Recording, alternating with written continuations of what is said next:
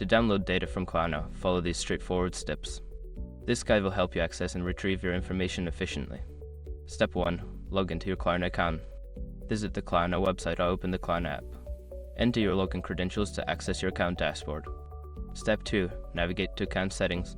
Once logged in, look for the account settings or profile section.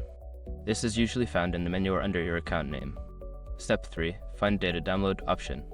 In the account settings, search for an option related to data privacy or data management.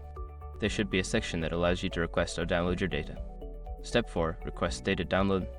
Follow the prompts to request your data download. You may need to confirm your identity or specify the type of data you wish to download.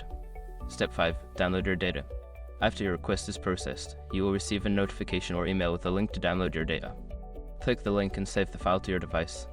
By following these steps, you can easily download your data from Klarna. If you encounter any issues, consider reaching out to Klarna's customer support for assistance.